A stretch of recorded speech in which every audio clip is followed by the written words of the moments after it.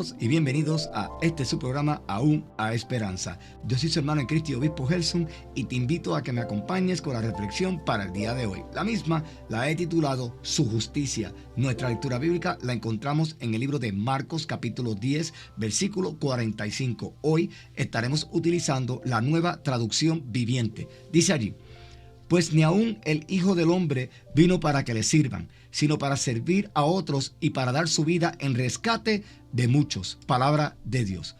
Podríamos comenzar luego de analizar este versículo con las siguientes dos preguntas. ¿Por qué la cruz? ¿Por qué Dios simplemente no dijo, sé que están atados al pecado, sé que están sufriendo mucho, yo los voy a perdonar? ¿Por qué?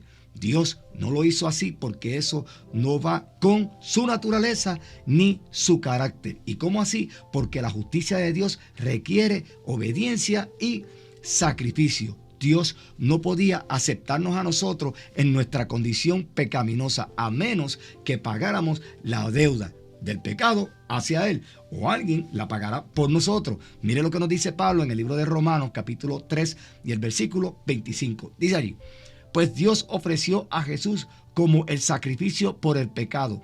Las personas son declaradas justas a los ojos de Dios cuando creen que Jesús sacrificó su vida al derramar su sangre.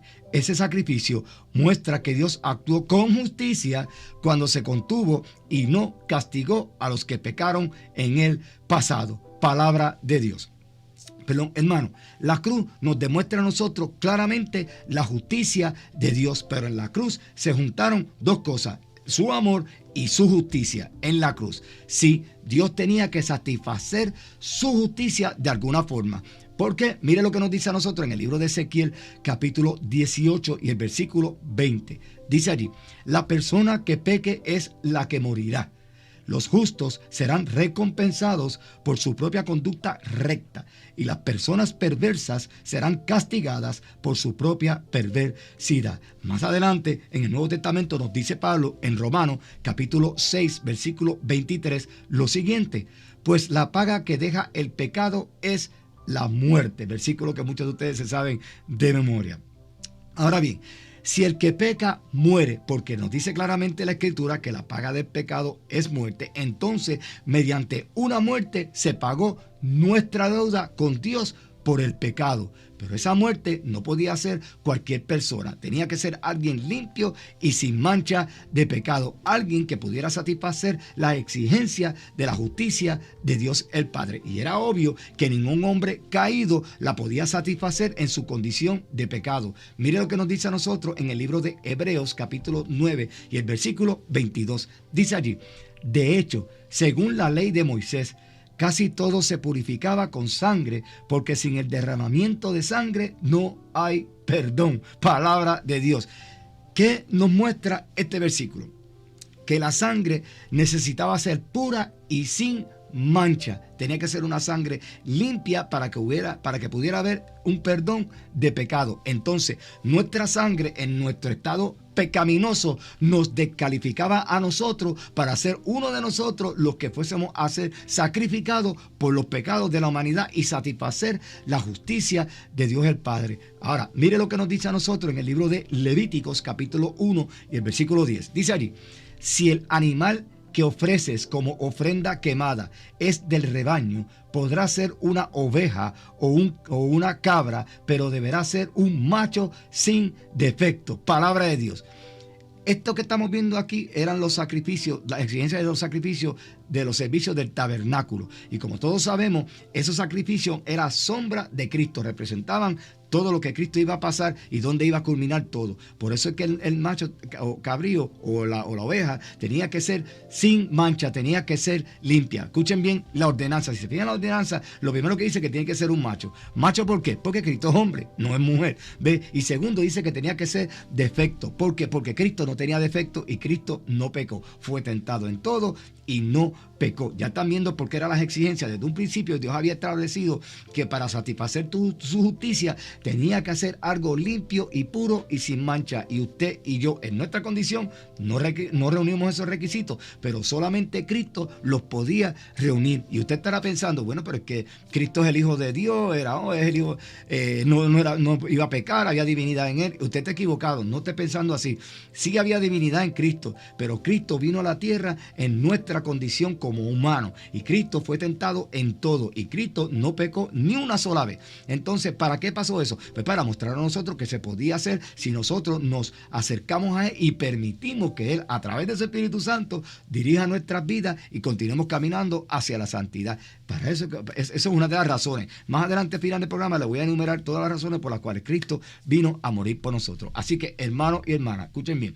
Dios nos amó a nosotros primero. Nos dice Primera de Juan, capítulo 4, versículo 19, lo siguiente: nos amamos unos a otros porque Él nos amó primero. Aleluya. Y es por ese amor que, para cumplir sus requisitos de justicia, no nos dejó solo en todo este problema. Entonces Él toma la iniciativa, por ese mismo amor, para ayudarnos a nosotros. Por eso, bajo ese amor ágape, que no se puede entender, y sabiendo que no llenábamos los requisitos para ese sacrificio, envió a su Hijo Jesucristo para que tomara nuestro lugar. Nos dice Juan 3:16, versículo que todo el mundo se conoce de memoria, de arriba a cabo, pero de seguro nunca han profundizado en él, y también ya lo tenemos en lista para traerle un programa sobre este versículo nada más. Dice Juan 3:16, pues Dios amó tanto al mundo que dio a su único Hijo, para que todo el que crea en Él no se pierda, sino que tenga vida eterna. Aleluya. Por eso es que Jesucristo es el único camino a Dios. Cristo mismo dijo en Juan 14, versículo 6, las siguientes palabras: yo soy el camino, la verdad y la vida. Nadie puede ir al Padre si no es por medio de mí. Aleluya. Si hubiera otro camino, entonces la pregunta obligada que tendríamos que hacernos todos: ¿por qué y para qué pasó Cristo por esa angustia, por esa tortura, por esa ignominia de la cruz? Porque, pues si habría otro camino, no había que ir a través de Cristo. Estamos viendo, porque Cristo es la única forma que nosotros podemos llegar a Dios el Padre. ¿Por qué? Porque ya lo hemos visto.